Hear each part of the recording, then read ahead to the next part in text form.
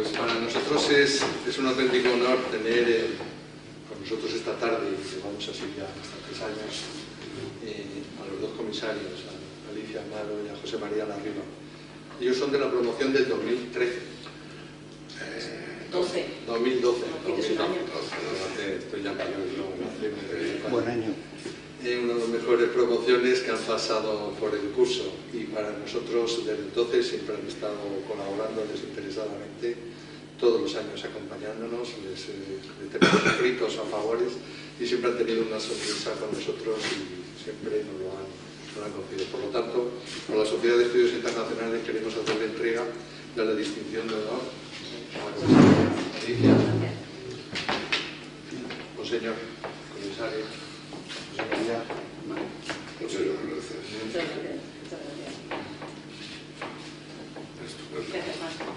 Perdonad.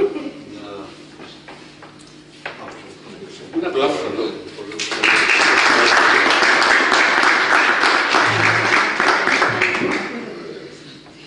Muchísimos años más. Que no pare esto. Muchas gracias.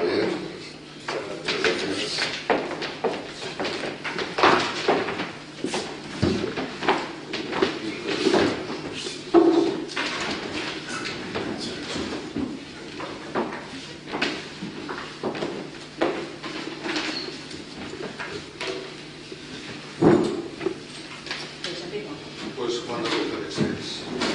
Buenas tardes, comenzamos la clase, diríamos, la teoría y la práctica de nuestra comisaria, que la cual la tenemos afecto, admiración y respeto. Y ella siempre se ha portado muy bien con nosotros, es buena consejera y una gran señora. Cristian, puede presentarse. Con esa presentación, la verdad es que no sé cómo voy a llegar a tantos halagos. Muchísimas gracias. La verdad es que venimos todos los años, tanto el jefe de Interpol como yo, y bueno, es un placer estar aquí compartiendo un poco cuál es nuestra perspectiva sobre la cooperación policial internacional. A mí siempre me gusta empezar mi charla hablando un poco de cómo ha evolucionado este modelo. Desde una etapa muy incipiente en la que realmente buscábamos pues, colaborar directamente con policías de otros países, a toda la parafernalia que se ha montado ahora y las diferentes vías de colaborar que podemos utilizar y que tenemos a nuestro alcance. Pero otra idea que me gustaría destacar es que la colaboración policial por sí sola ahora mismo es insuficiente. Ahora mismo los enfoques implican que colaboremos con el sector civil, que colaboremos con la prensa, que colaboremos con ONGs, que el ejército comparta sus experiencias con policía, que policía sea capaz de poner ejemplos a los militares en cuestiones que han lidiado de una forma muy concreta. Ya los conflictos bélicos no son conflictos bélicos per se, sino que tienen muchísimas perspectivas, y nosotros siempre reivindicamos que la perspectiva policial es importante, que tenemos mucho que aportar a cómo lidiamos con problemas que nos afectan en el propio territorio, y además ya las fronteras no son tan nítidas. Lo que ocurre fuera afecta a lo que ocurre dentro. Entonces el concepto seguridad exterior y seguridad interior ya no es tan definido como podía ser hace una época muy reciente, hace unos años, sino que ahora mismo todo se entremezcla y todos aprendemos de todo.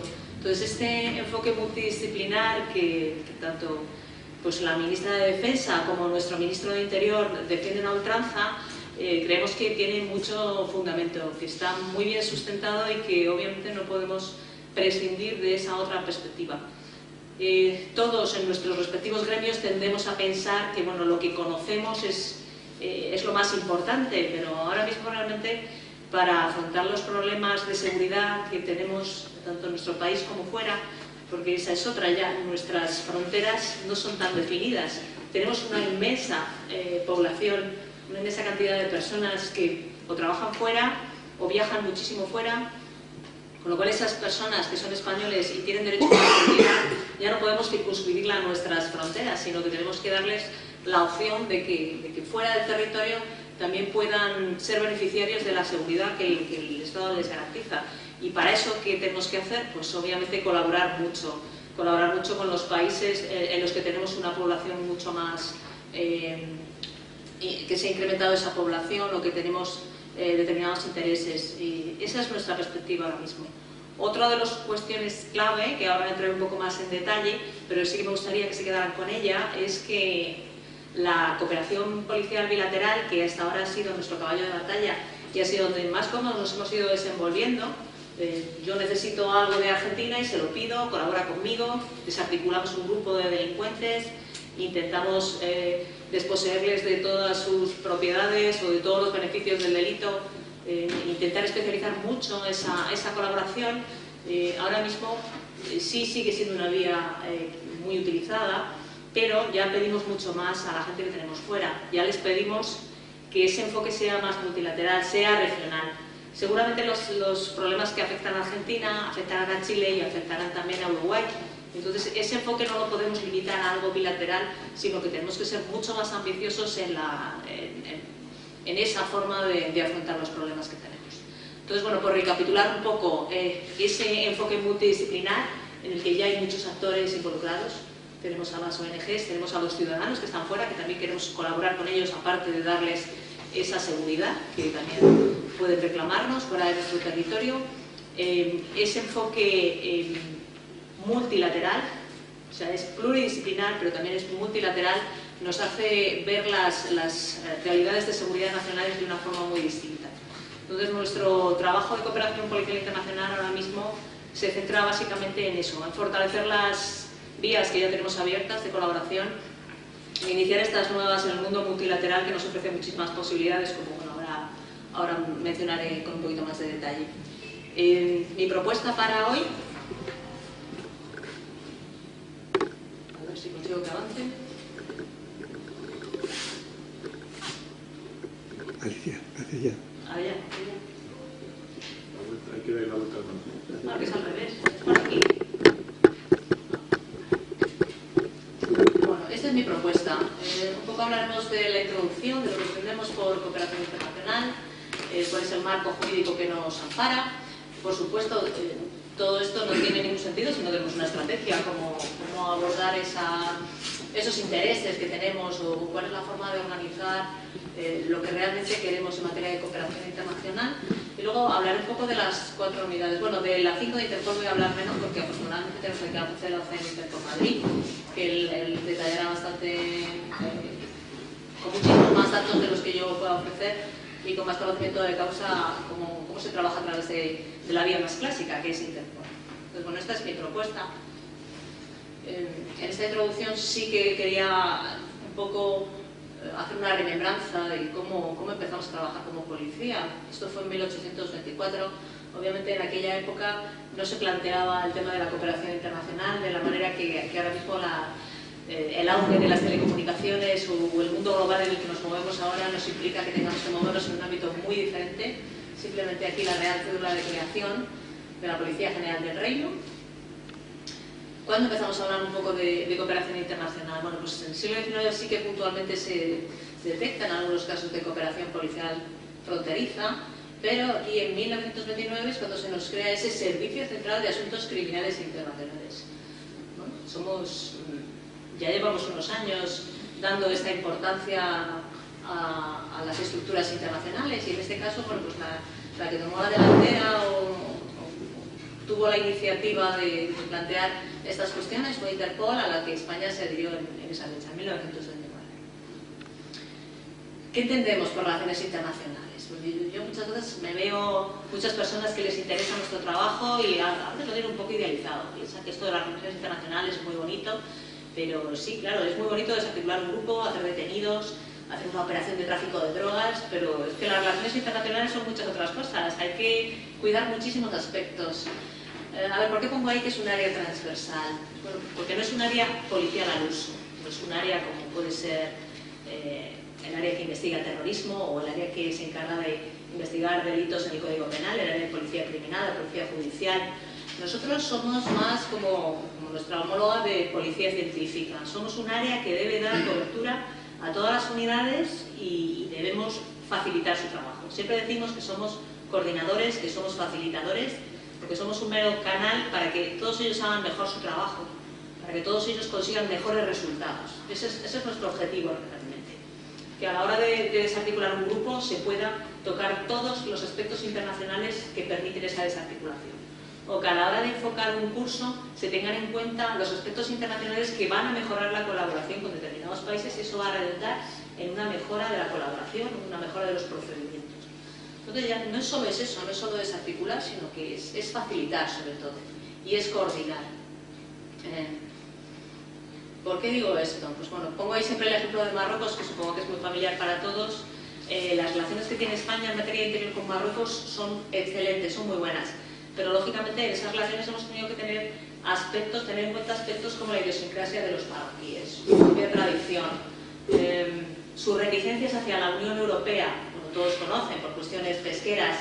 Ellos ahora mismo pues son reticentes a colaborar en ese marco multilateral que para nosotros nos resulta tan cómodo, el movernos a nivel de 28 mientras sigamos teniendo a Reino Unido, en la gestión de proyectos, en la gestión de instrumentos jurídicos para nosotros es muy sencillo. Sin embargo, los marroquíes pues, son reticentes por sus cuestiones, por sus tradiciones o por su circunstancia temporal en la que están ahora mismo inmersos.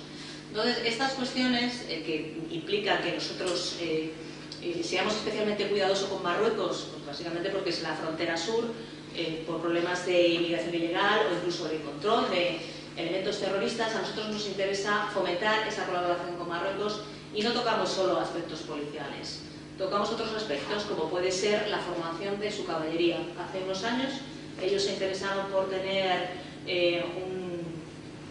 una unidad de caballería que pudiera actuar pues, en grandes concentraciones de masas, en eventos deportivos, y nosotros desde 2013 estamos formando a la caballería marroquí en Kenitra, en su escuela. Bueno, pues eso realmente es algo que a lo mejor no nos reporta un beneficio directo, y sin embargo sí nos reporta el tener una buena colaboración con ellos, que obviamente tenemos que cuidar. Cuestiones institucionales, obviamente también. Cuando alguien va a un país musulmán normalmente tiene una acogida espectacular, son acogedores y ellos dan absolutamente todo. No es la misma forma que tenemos nosotros de verlo. Cuando tratamos con marroquíes tenemos que ser muy cuidadosos también de respetar esas costumbres, de ser tan acogedores como ellos o poder estar más o menos a un nivel equiparable al que ellos entienden que debemos estar. Por eso sí me parece importante destacar que esa colaboración en diferentes aspectos es absolutamente fundamental y la tenemos que tener en cuenta cuando queremos colaborar o cuando queremos incentivar el área de cooperación internacional con un país. Obviamente, acuerdos internacionales y MOUs. Sí, esa base jurídica que nos permite trabajar también es algo en lo que nos gusta trabajar mucho. El que podamos tener un proyecto y nuestros funcionarios estén con una cobertura legal máxima también es importante. Sí, obviamente en el ámbito europeo es más fácil, tenemos Schengen, tenemos la iniciativa sueca de intercambio de información, hay muchísimos instrumentos en los que nos podemos basar para poder tener esa seguridad de que lo estamos haciendo dentro de un marco legal. En otras ocasiones simplemente se establece una colaboración policial como una facilitación de un servicio, pero sí creemos que esté regulado siempre nos va a traer beneficios y siempre va a redundar en una seguridad jurídica de nuestros funcionarios muchísimo mayor. Entonces es un área importante, porque vemos un poco, no es fácil sacar acuerdos de colaboración, tenemos un acuerdo marco normalmente en materia de delincuencia organizada que se gestiona desde Secretaría de Estado. Ese acuerdo marco que es paraguas y nos permite colaborar luego ya específicamente en otras áreas, no siempre es fácil de sacar, pues muchas veces porque implica gasto y Hacienda lo echa para atrás, o porque las autoridades de los otros países ven problemas jurídicos donde nosotros a lo mejor no los tenemos. Pero sí es una línea de trabajo y también me ha parecido interesante destacarla hoy. Relaciones técnicas. Por relaciones técnicas nosotros entendemos básicamente formación. Este es un modelo que también nos gusta mucho sacar a colación cuando hablamos de colaboraciones internacionales, porque el que nosotros podamos tener patrones comunes de formación pues también resulta absolutamente fundamental. Voy a poner un ejemplo. Nosotros estamos hay un foro que es la reunión de directores de policía de Iberoamérica, donde básicamente en el principio lo que se planteó fue que la formación de todos los representantes de los directores de policías de Iberoamérica tuvieran una formación lo más parecida posible. ¿Qué ocurre? Si mis procedimientos para investigar o mis procedimientos en materia de orden público público son similares, siempre voy a tener más puntos en común, siempre vamos a poder colaborar muchísimo mejor y siempre que el modelo sea homogéneo siempre es como algo positivo. Por ejemplo, por seguir con el tema de orden público, nuestras unidades de intervención tienen una experiencia enorme, básicamente porque han trabajado mucho manifestaciones o eventos deportivos. Este modelo lo tenemos incluso ahora mismo en un proyecto en Myanmar, que lo pueden imaginar lo lejos que lo tenemos.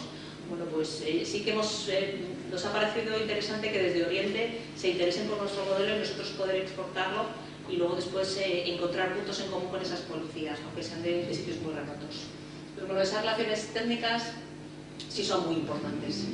En cuanto a las relaciones institucionales, pues obviamente, ya comentaba antes el ejemplo de Marruecos, pero vamos, ocurre casi con cualquier país, Iberoamérica, en África, el dar una acogida adecuada a autoridades policiales de nuestros países respectivos, al final es la idea, es el enfoque con el que uno se queda. Y esa facilidad para poder colaborar en otros ámbitos se tiene que cuidar mucho en los detalles y también en estas cuestiones más institucionales. Por supuesto, el intercambio operativo, que es lo que entienden pues, gran parte de mis compañeros en la policía. Entienden que esa colaboración internacional es básicamente ese intercambio operativo, ¿no? Nosotros defendemos que es todo esto, que no es exclusivamente ese intercambio operativo. Por eso lo coloco ahí en ese puesto. Y por supuesto, pues la puesta en marcha de estos proyectos bilaterales y multilaterales. Ya he comentado antes brevemente que ya lo bilateral se nos queda un poquito corto y que tenemos que buscar esas iniciativas regionales que nos permitan enfocar un mismo problema en una región más amplia. Al final siempre es beneficioso para todos. Y por supuesto el apoyo a las iniciativas ya existentes. Bueno, muy rápido, tampoco me quiero demorar mucho en esto, simplemente ver un poco el marco jurídico en el que nos estamos moviendo, por supuesto la Constitución Española, tanto el artículo 104 como el artículo 126, donde se recoge tanto las fuerzas y cuerpos de seguridad como cuestiones vinculadas a la policía judicial. La Ley Orgánica 286, donde ya se recoge que una de las competencias es colaborar y prestar auxilio a las policías de otros países, de acuerdo con lo establecido en los tratados o acuerdos internacionales. Y luego después aquí tuvimos una novedad, que es la Ley 2/2014, de Acción y Servicio Exterior del Estado. Bueno, básicamente esto es una ley pensada para la gestión de nuestras legaciones, sí, pero ahí ya se nos menciona como esa cooperación policial internacional que es tan indispensable y en la que también Exteriores tiene algo que decidir. Bueno, esta ley lo que nos implica ahora mismo es que no podemos tomar iniciativas aisladamente desde Interior. Interior puede tener sus prioridades, pero siempre deben ir en consonancia con lo que marca Exteriores, con lo que marca el Estado. Pues, ¿en qué nos cambia un poco el paso esto? Pues que a lo mejor nosotros decidimos que es absolutamente prioritario tener un agregado en Angola y a lo mejor el gobierno no lo ve así, o viceversa. Hay unos intereses del Estado en determinadas áreas que nosotros no nos hemos planteado como intereses en materia de seguridad y sin embargo por otros factores sí debemos seguir un poco la escena que nos marca Exteriores.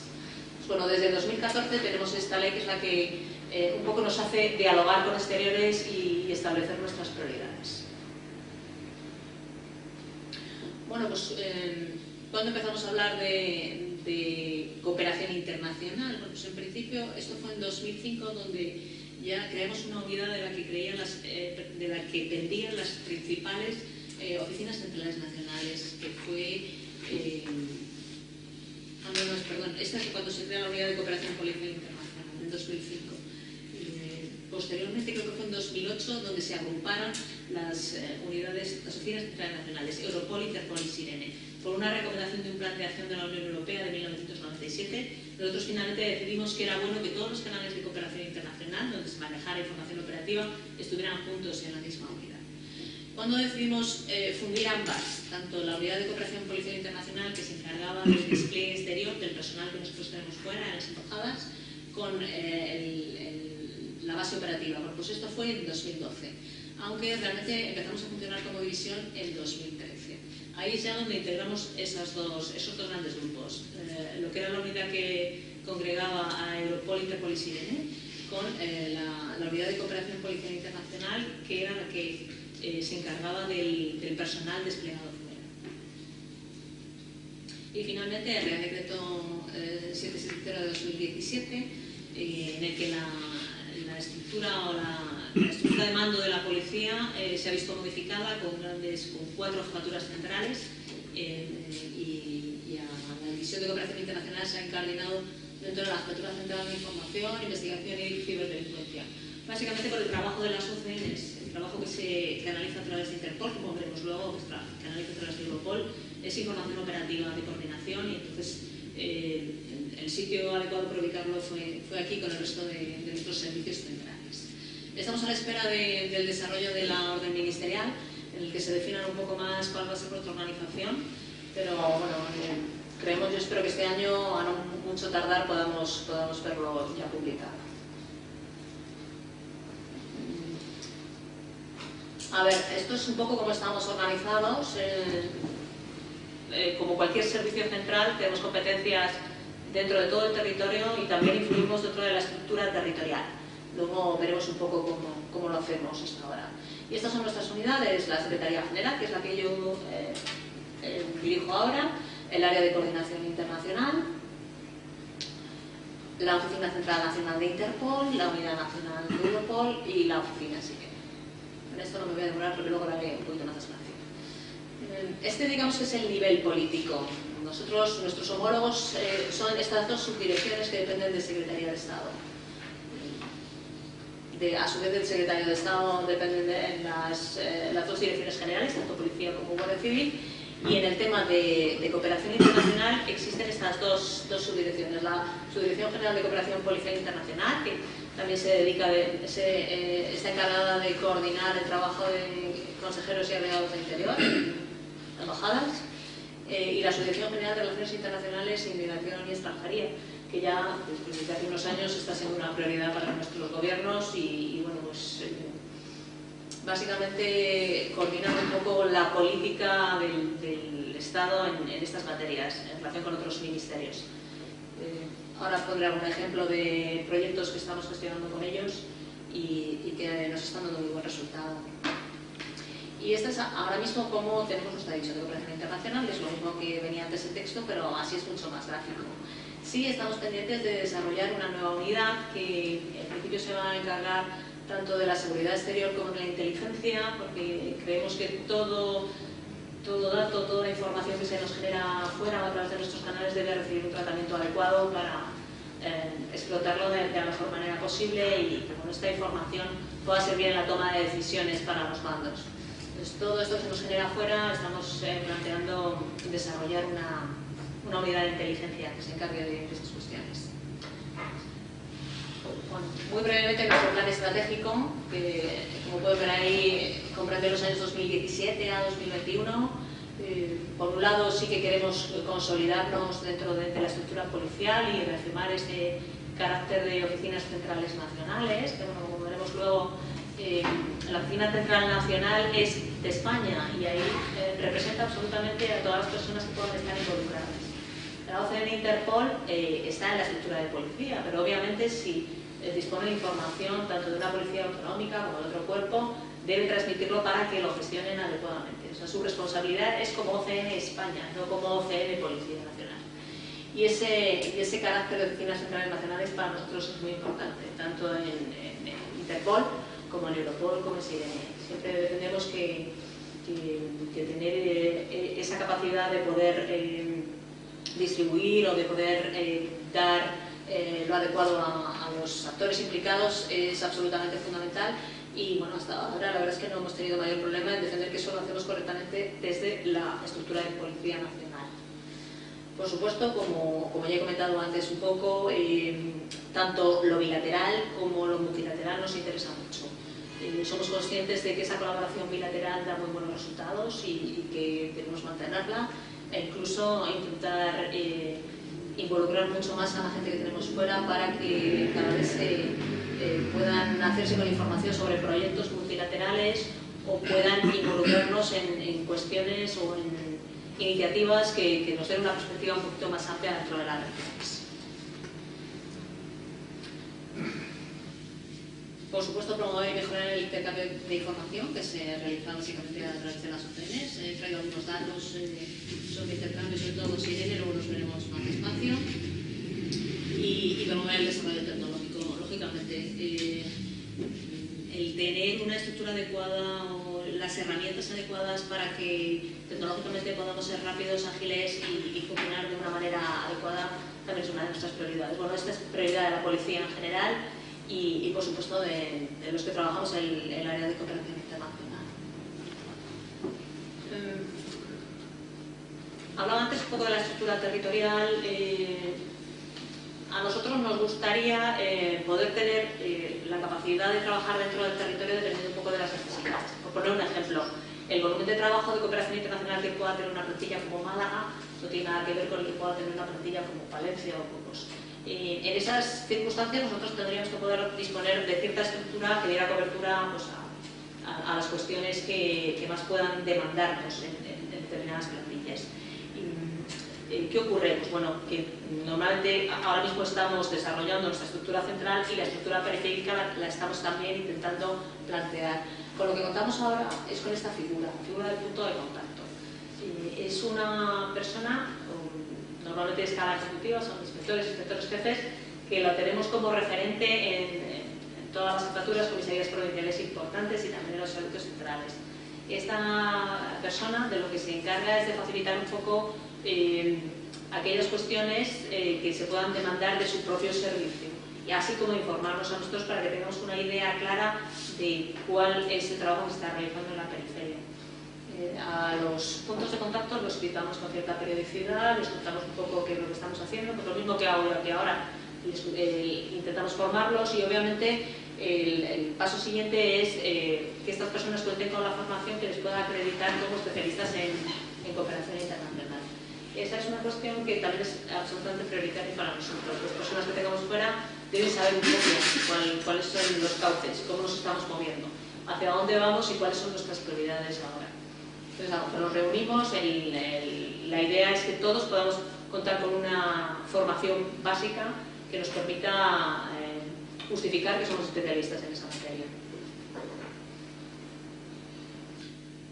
Estas son un poco las tareas que tenemos encomendadas a esos puntos de contacto en nuestra geografía nacional, prestar colaboración, las actividades de CI, eventos, canalizar cooperación bilateral, participación en proyectos, colaborar en la difusión de plantillas de convenios y comunicar a la DCI directivos acción de cooperación policial internacional en su ámbito. Bueno, un poco lo que ya he mencionado antes, en todo lo que estamos trabajando en temas de cooperación internacional y sobre todo informarnos de lo que se está haciendo para que nosotros seamos conscientes de cuál es la realidad de cooperación internacional en toda España. Bueno, para eso nosotros tenemos un centro de comunicaciones de 24 horas que recibe las comunicaciones de múltiples fuentes. Ahora mismo estamos en el desarrollo de CENCI que lo que pretendemos es que sea un spot, digamos un punto de entrada única de la información de cooperación internacional. La idea del spot, que siempre nos gusta ponerlo así, es que sea un corazón, que lo mismo que recibe información sea capaz de dar una respuesta lo más ágil posible a determinadas peticiones. Y esas peticiones nos pueden venir pues, de cualquiera de esos actores que hemos mencionado ahí, tanto aduanas como las empresas, como otros ministerios, los departamentos policiales extranjeros, Europol, Interpol. La idea es poder canalizar toda esa información, tratarla adecuadamente, dar una respuesta si es posible o si no dirigirla al servicio adecuado para que dé una respuesta rápida. Ese es nuestro proyecto de CENCI. Voy a hablar brevemente del área de coordinación internacional. Desde este área llevamos tanto proyectos bilaterales como proyectos multilaterales. Digamos que el área es el cajón desastre de la cooperación internacional. Lo que nació como una unidad que se encargaba del despliegue policial en el exterior, pues ahora mismo ha evolucionado sobre todo a ser los impulsores de muchos proyectos, a ser los garantes de que determinada información llegue al servicio adecuado para involucrarlos en cuestiones que pueden serle de utilidad.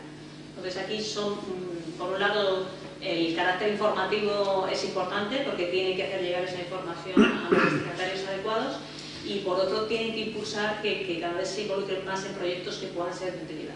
Esto no es fácil porque nosotros a lo mejor vemos la importancia de un proyecto y pues, a lo mejor un servicio policial nuestro no lo ve inicialmente. Que queramos entrar en Nigeria, por ejemplo, en un tema de trata de seres humanos, para nosotros puede ser muy importante porque tenemos una cifra importante de víctimas en nuestro país de esa nacionalidad, pero a lo mejor el servicio indicado que debería liderarlo, pues tiene otras prioridades o tiene un incremento enorme de Paraguay, que también nos ocurre. Entonces, todas estas cuestiones que para nosotros resultan imprescindibles y que creemos que nos abre puertas en determinadas áreas, siempre hay que discutirlas con el servicio adecuado, con el servicio que va a obtener un beneficio de ese proyecto. Bueno, pues desde ACI se coordina el trabajo de todo este personal, que son los que están fuera, básicamente.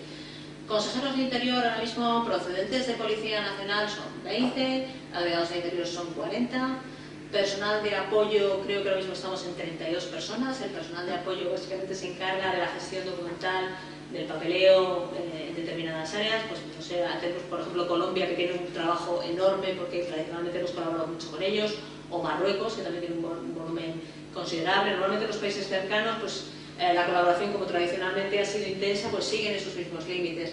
Obviamente, según nos vamos alejando, tenemos un consejero en China, por ejemplo, que aunque es muy activo, porque además China quiere participar en muchísimos foros internacionales, su volumen de trabajo a lo mejor no es el mismo. Bueno, pues a eso se dedica el personal de apoyo. Oficiales de enlace tenemos 25, que están desglosados entre los que tenemos ante países o los que tenemos ante organismos internacionales, como Europol o Interpol, que también tenemos oficiales de enlace. Luego, aparte, las misiones de paz y los equipos de seguridad. En equipos de seguridad tenemos aproximadamente 240 personas fuera, que son los que prestan seguridad a las legaciones españolas. Son los encargados de velar por la seguridad del equipo diplomático o de los consulados. Bueno, pues todo esto, la verdad es que ofrece un panorama así de azul. Tenemos despliegue en todas esas zonas. A ver, los rojos son los consejeros y agregados de Interior, que son el personal que depende de Interior, pero se coordina operativamente desde los cuerpos de origen. Los rosas son los oficiales de enlace, que son esos 25 que he comentado, y los amarillos son personal de equipos de seguridad, que, bueno, que normalmente su trabajo se circunscribe a esas cuestiones de dar seguridad. Pues a veces sí que tenemos que solicitarles que nos hagan alguna gestión, pues por razones de urgencia. Pues si ha habido un accidente, si ha habido víctimas españolas, ellos siempre están prestos a facilitarnos a través del consulado la información a que ellos puedan llegar. Bueno, pues básicamente, como pueden ver ahí, Iberoamérica, que tradicionalmente ha sido zona de nuestro interés, ahora cada vez es mayor nuestro despliegue en África, y por supuesto la zona de Asia, que estamos también hemos llegado bastante lejos. Sí quería detenerme un poquito en el tema de cuestiones multilaterales, las misiones de paz. Inicialmente hemos empezado con misiones de paz, ahora a nosotros nos gusta llamarle más misiones internacionales. ¿Por qué? Porque ya no simplemente nos requieren para zonas de conflicto específico en el que necesitan policía o necesitan formar a su policía. Ahora cada vez más se nos requiere como especialistas en materias. Con lo cual, esas misiones de paz, que muchas veces las cubren los militares y a veces las cubrimos militares nosotros, pues la Unión Europea, OSCE o Naciones Unidas, ahora mismo la evolución es a que nos pidan más expertos cada día. Bueno, yo aquí quería poner un poco de manifiesto lo que se hace desde ACI. Contamos con una base de datos. Los funcionarios de Policía Nacional pueden optar voluntariamente a participar en misiones de paz y tenemos pues, una aplicación que les permite inscribirse. Y una vez que en su plantilla tienen conocimiento de esto, pues buscamos los perfiles más adecuados para las misiones que se nos van planteando. Pues si ese no esté en Ucrania, a lo mejor buscamos un perfil de persona que haya tenido cierta experiencia o que hable el idioma de la zona, que también a veces es complicado, pero afortunadamente la formación del cuerpo cada vez va siendo mayor y las personas con las que contamos ya van teniendo muchos conocimientos en idiomas y algunos son del este. Ya tenemos personas que proceden del este porque las familias son del este y ya podemos contar con ellos. Entonces, bueno, ese reclutamiento se hace desde ACI. Se buscan los candidatos adecuados y se los presenta a la organización para que opten a determinados puestos. Por supuesto, se les da determinada formación. Sí que tenemos un curso predespliegue de Naciones Unidas que afortunadamente nos validó la propia Naciones Unidas, que ahora mismo para nosotros es muy interesante porque tenemos una versión anglófona y una versión francófona. Entonces, como estamos autorizados por Naciones Unidas para emitir este curso, dependiendo un poco de nuestros intereses, podemos hacer un curso para francófonos y otro para anglófonos de áreas que puedan ser de nuestro interés. Ahora mismo, obviamente, África es muy prioritaria para nosotros tanto por materias de inmigración ilegal como de cuestiones vinculadas al terrorismo, y el poder dar esa formación a determinados países, a personas que quieran hacer ese curso de Naciones Unidas dentro de África, a nosotros nos coloca en una posición muy interesante para poder negociar otro tipo de cosas. Entonces, bueno, esa formación se organiza, por supuesto, con nuestra división de formación y profesionamiento, pero desde AFI se gestionó todo eso para que nosotros pudiéramos dar esos cursos, tanto los francófonos como los anglófonos. Por supuesto, la selección, el despliegue, aunque estén puestos a disposición de la organización, nosotros sí que ejercemos cierto control sobre las personas que tenemos fuera, más que nada a título informativo, tanto por su seguridad como porque una vez que está uno en un organismo internacional, como puede ser Naciones Unidas, obtiene muchísima información, obtiene cuestiones que nos puedan resultar de interés. Entonces, sí que intentamos aprovechar esa posición privilegiada de estas personas para al menos obtener información que pueda ser de interés para los intereses españoles. El apoyo y el repliegue, todo esto se realiza desde AFI. Bueno, esto es un poco cuál es el proceso para optar a este tipo de puestos. Se solicitan candidatos, nosotros mandamos a esos candidatos, son preseleccionados o no, y finalmente pasan una entrevista. Esto cada vez es más complicado. Yo llevo más de 4 años y medio aquí, primero en AFI y ahora en la Secretaría General, y lo que inicialmente era mucho más sencillo, que era obtener puestos en organizaciones internacionales, ahora ya no es tan fácil, ya no solo es el idioma, es necesario conocer el puesto, a qué se dedica el puesto, a qué se dedica la organización. Entonces, cuando mandamos a alguien, obviamente hay que informarle de todas estas circunstancias, porque si no, no va a obtener la plaza. Y lógicamente eso hay que trabajarlo previamente. Si tenemos interés en mandar a alguien a un puesto, hay que tener una información adecuada y precisa sobre a lo que se va a dedicar, cuáles son sus expectativas, cuál va a ser su rango y, por supuesto, a qué se dedica la organización, porque si no, obviamente no pasará ese proceso. OSCE y Naciones Unidas son cada vez más exigentes a la hora de sus candidatos. Aquí tenemos perfiles de personas que han ido a muchas misiones que les resulta fácil pasar este proceso, pero alguien que vaya por primera vez debe ir lo suficientemente bien asesorado para poder conseguir ese puesto. Y bueno, aquí es un poco el ejemplo de cómo hemos ido evolucionando. Aquí, básicamente, cuando se nos reclamaba o se nos reclamó para esta misión de Naciones Unidas en el Congo, era un poco esa supervisión de si había o no había violaciones de derechos humanos, pero sin capacidad coercitiva ninguna, sin capacidad formativa del entorno. Este creo que es Kosovo, pues no sé, no, perdón. Bueno, el segundo es Kosovo. Ahí ya sí que nuestros policías fueron armados, estuvieron trabajando con la población local como policías y intentaron formar a las policías que estaban allí. ¿Y ahora qué ocurre? Pues ahora lo que se nos pide es esto, esta especialización en delitos graves. Por ejemplo, hemos estado en Costa de Marfil formando en materia de orden público a la policía. Bueno, pues esta evolución del modelo de una supervisión inicial allá una especialización en materias concretas es lo que estamos viendo en materia de misiones internacionales, misiones de paz. Y esto es lo que se nos exige ahora mismo, el monitoring, mentoring y advising, que esto para los militares, si alguno procede de ahí, pues lo tendrá muy visto. No solo se trata de comprobar el estado de situación en el que están, sino el poder aconsejar o de alguna manera guiar a estas personas para que puedan obtener determinados conocimientos sobre determinados procedimientos que les puedan ayudar en su desarrollo posterior. Esto es ahora mismo lo que se nos pide. Y bueno, pues esto es un poco lo que queremos nosotros plasmar cuando mandamos a alguien fuera.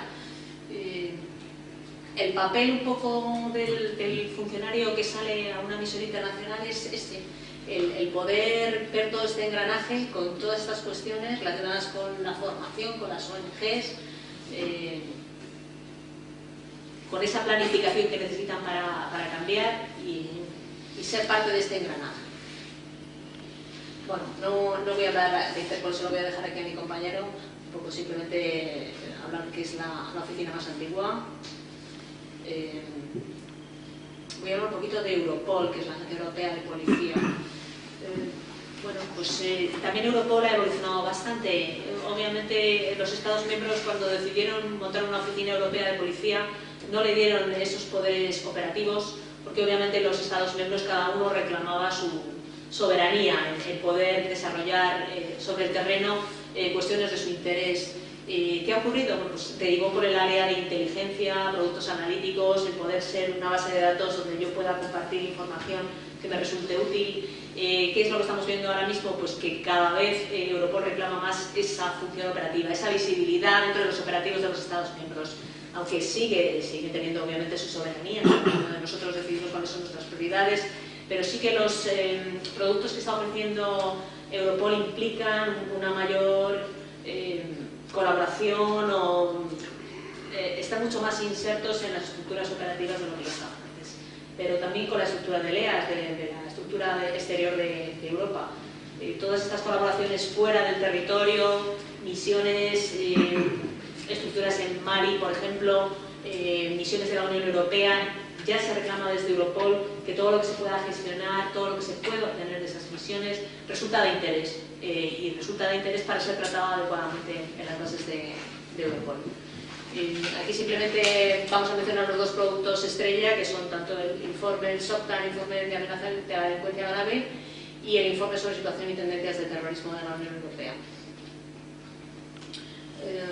Bueno, aquí, por mencionar un poquito el Policy Cycle, esto es la política de la Unión Europea en materia de delincuencia organizada. Esta ha sido su evolución, no se ve muy bien, he traído otras diapositivas que yo creo que son un poquito más claras. El Consejo de Ministros de Justicia y Asuntos de Interior, el comité donde se debaten los temas operativos que afectan a toda la Unión Europea, los altos funcionarios de ministerios como Comisión, Europol, Eurojust y Frontex, esta coordinación que se hace a la hora de aplicar la estrategia de seguridad interior de la Unión Europea, que no difiere tanto de la estrategia de la seguridad exterior que tienen los militares o el Servicio de Acción Exterior de la Unión Europea. Cómo se gestiona a través del ciclo político. Bueno, pues el ciclo político consiste en estos tres pasos. Primero se elabora una serie de planes multianuales con unas prioridades que se han establecido en el SOCTA, en ese informe que yo mencionaba antes. Esos planes multianuales se desmenuzan en estos proyectos EMPAC, que finalmente se concretan en estos planes operativos anuales, donde pasamos a hacer acciones concretas contra determinados delitos. Vamos a ver un poco ahora. Esto es lo mismo para que veamos un poco el ciclo. Los planes multianuales, cómo se diseñan estos proyectos EMPAC que, a través del grupo que lleva las materias operativas y las coordina Europol. Y finalmente los OAPs, que son los planes operativos anuales, donde ya se concretan las acciones que se deben realizar en determinadas materias. Todo ha comenzado en el SOCTA y se retroalimenta de la misma manera. Bueno, estos son los proyectos EMPAC para que se hagan una idea un poco de cuáles han sido las prioridades de la Unión Europea. Pues obviamente temas de calado, tanto la inmigración ilegal como el tráfico de drogas, las armas de fuego, ciberdelincuencia, delitos contra la propiedad. No he comentado un poco cómo se realiza el SOCTA. El SOCTA se realiza con aportaciones de los Estados miembros, que en el caso de nuestro país lo hace CITCO, lo hace el Centro contra la Delincuencia Organizada y el Terrorismo.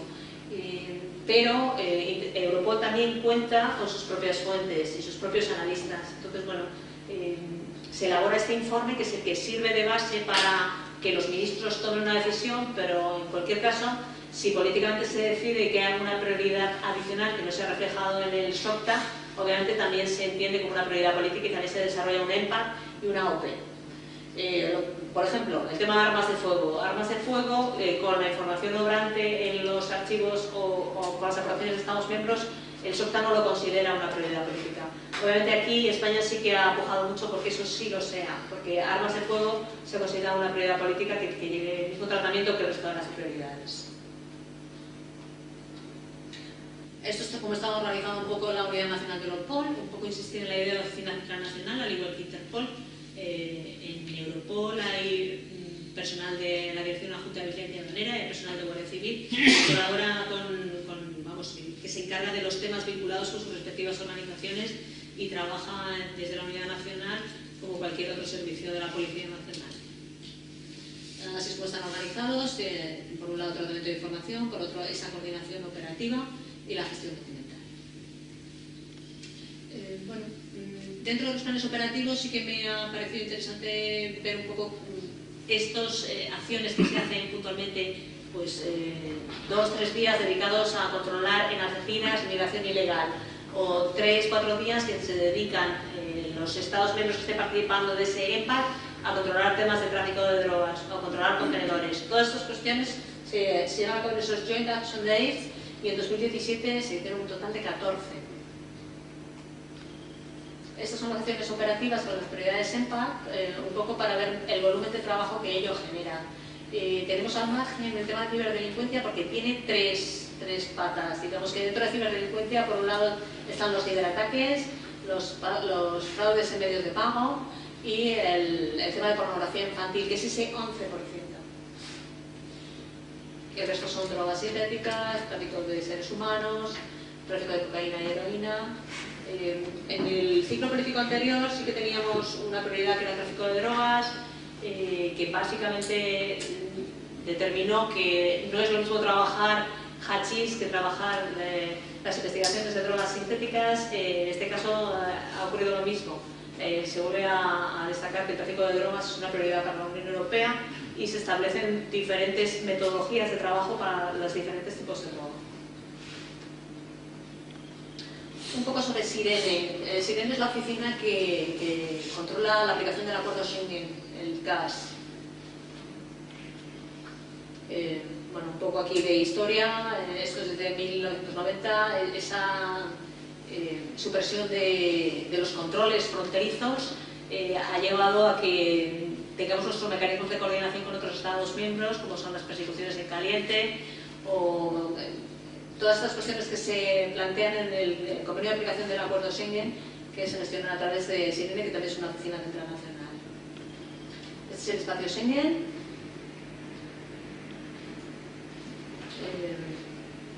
Obviamente también están las 24 horas, el punto único. Sí que quería aquí facilitar algunos datos.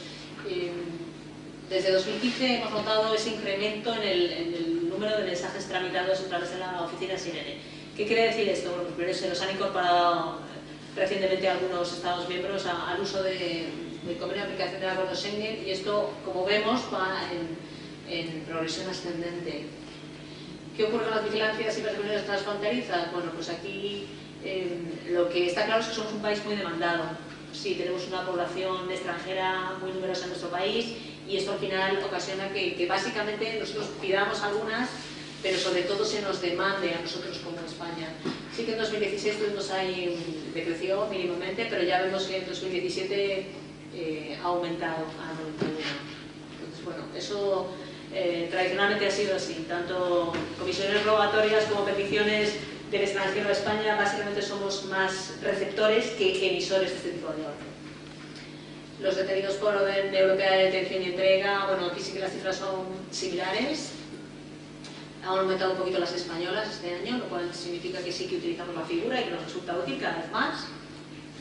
El número de órdenes emitidas, las emitidas por España y las emitidas por otros Estados miembros. Y yo voy a concluir aquí mi intervención. Si alguien tiene alguna pregunta, estaré encantado de contestar.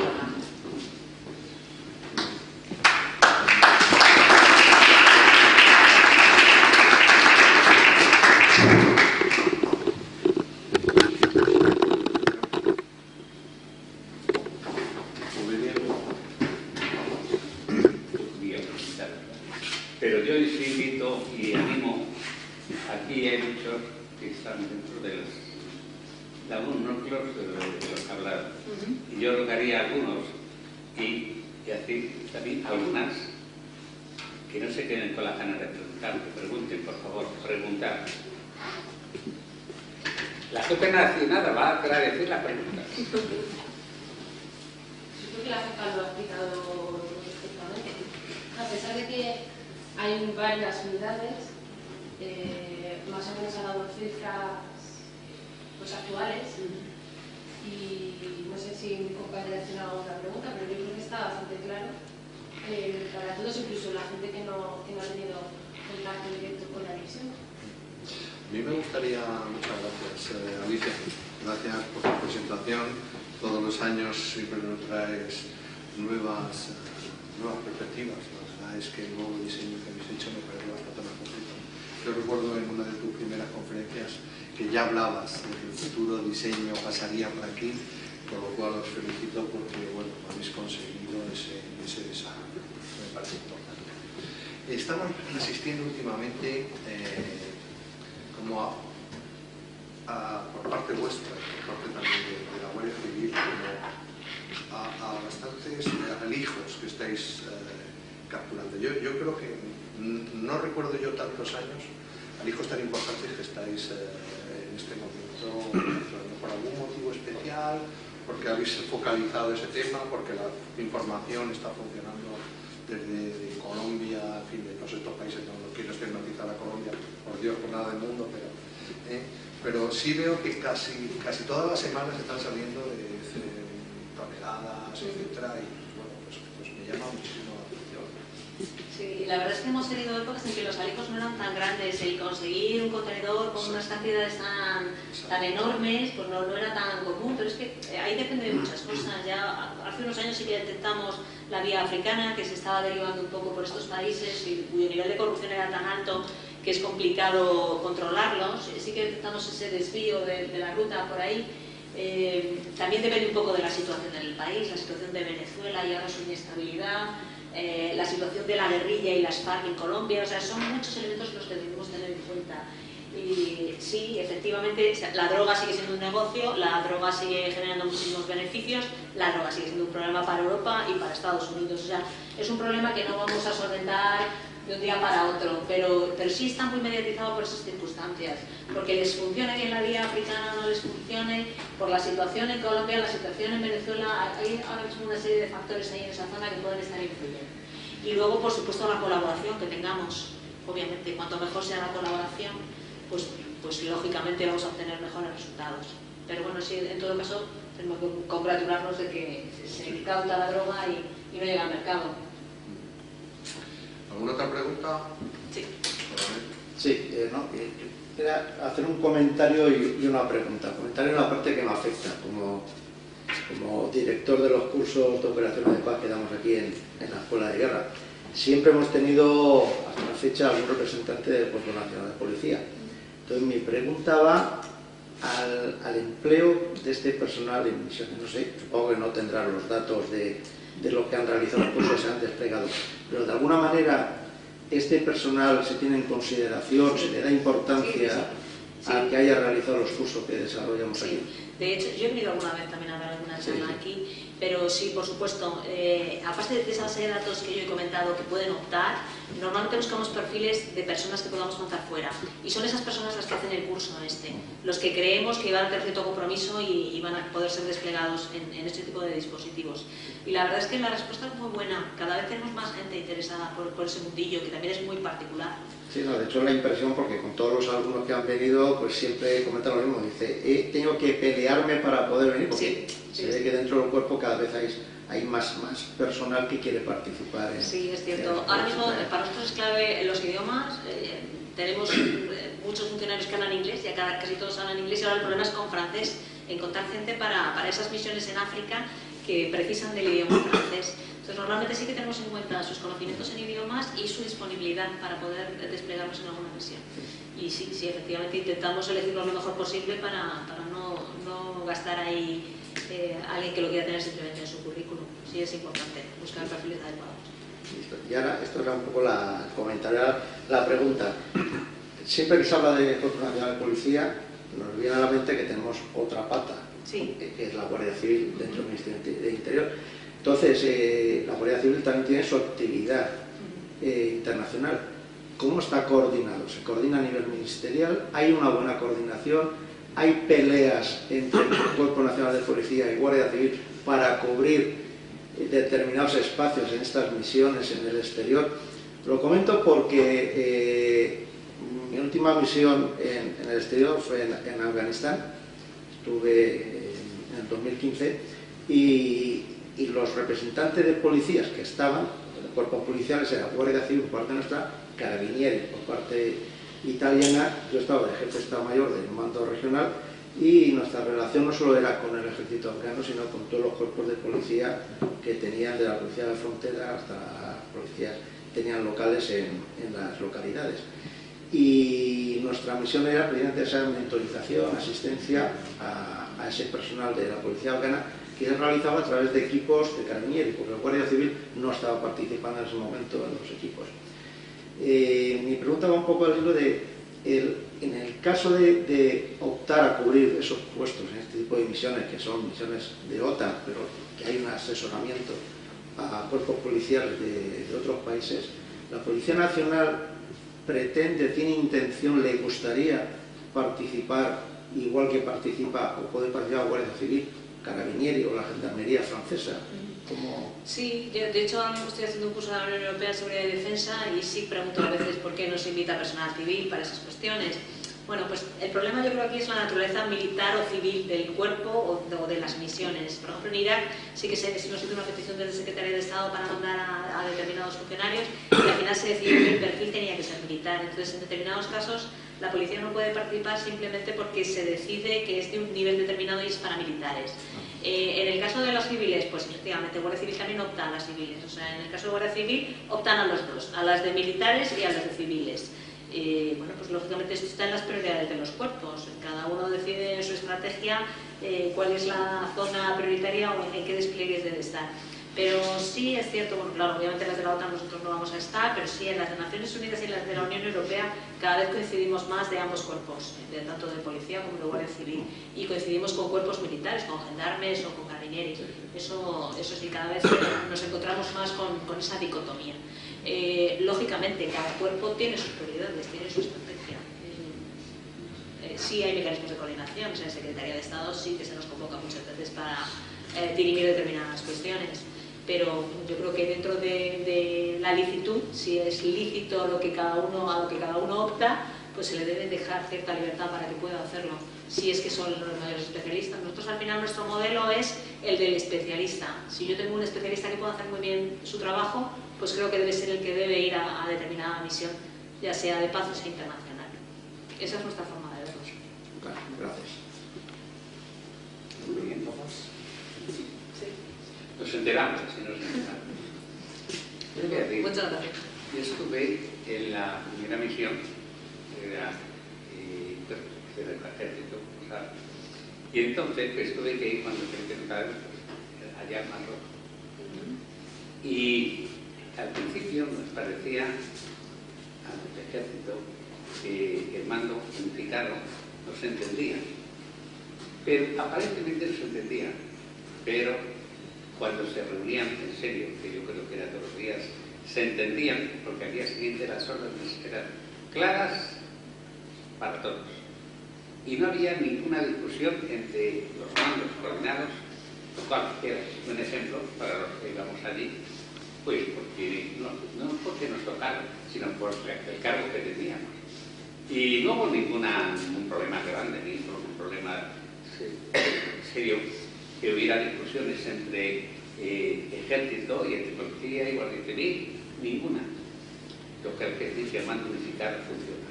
Bueno, por poner un ejemplo que es muy gráfico, ahora mismo en Bangui sí que tenemos, hay una misión de Unión Europea que lleva un coronel español del ejército y allí están los policías y a mí me están mandando fotos continuamente de que se hacen estas actividades, o en El Mundo han publicado un reportaje hace poco sobre cómo trabaja el contingente español incluyendo a fuerzas y cuerpos de seguridad y al ejército. Entonces, bueno, yo me quiero quedar con esos ejemplos en los que en circunstancias complicadas, porque obviamente estar ahora en República Centroamericana no es un sitio fácil, pues se encuentra la vía o la forma de colaborar adecuadamente y al final todo fluye. Yo creo que es un poco voluntad, ¿no? Querer hacerlo, más que imponerlo de alguna manera. Si uno quiere que las cosas funcionen, lógicamente vamos a encontrar ese apoyo. Y la verdad es que en el ejército, nuestras experiencias con el ejército son estupendas, son fantásticas. Pero explicando y dando, dando una visión de lo que se va a hacer, creo que es lo más interesante. Cuando nos explicaba que tenemos eso, cuando el bombardeo de allí a todos los puestos, entonces entendimos todos que esto no era un juego, que era una cosa real que estábamos haciendo y que gracias al mando unificado caliente y lejos. No me tocó ningún sitio. ¿Alguno más? ¿Alguna pregunta más? Las jóvenes que están allí. Tenéis que decir algo. Es que ya son de casa. Ya se lo saben, ya se lo saben. Si no me lo puede preguntar por el pasillo. O sea que ya conocen todo. Sí, es uno de despertarse. ¿Alguno quiere preguntar alguna cosa de otros cuerpos? Ejército de Tierra, aire. Bueno, el Ejército de Tierra ya el coronel nos ha indicado aquí su maniobra fenomenal. Yo, señor, con tu permiso, ¿qué va a pasar con el Brexit? ¿Nos va a afectar algo en la coordinación internacional, la cooperación internacional con la policía del Reino Unido, el tema del Brexit, o no es un tema? Bueno, es un tema más bien económico-político que no un tema de seguridad. Bueno, vamos a ver, Reino Unido tiene un problema importante de seguridad que se ha demostrado porque han sufrido muchos atentados. A ver, la idea de Reino Unido en materia de seguridad es intentar quedarse más o menos como están. ¿Qué ocurre? Pues, por ejemplo, Europol tiene acuerdos estratégicos y acuerdos operativos con determinados países que no son miembros de la Unión Europea. Yo entiendo que ellos van a crear también un estatus similar y poder utilizar de alguna manera los instrumentos de Europol en los que ellos han invertido, porque es un modelo muy similar al británico. Ahí van a buscar esa solución, el firmar un acuerdo con un tercero que le permita más o menos utilizar todos los instrumentos de Europol. En temas bilaterales, pues bueno, tradicionalmente con España han tenido una relación muy buena. Yo creo que donde no se pueda llegar con la legislación europea se buscará un acuerdo bilateral para poder seguir colaborando. Pero sí, efectivamente, en materia de seguridad deberían ser muy cuidadosos. Y nosotros, personalmente, opino que deberíamos ser un poquito más exigentes con ellos. Y ya que se van del Brexit, pues poder afinar un poco en determinadas áreas que a lo mejor no tenemos la colaboración deseada. O sea, yo creo que ahí en materia de interior tenemos que ser un pelín ambiciosos y exigir un poco más. Creo que te sabes la lección. No estaba preparada la pregunta. Muchísimas gracias. ¿Alguna pregunta más? Pues un fuerte aplauso.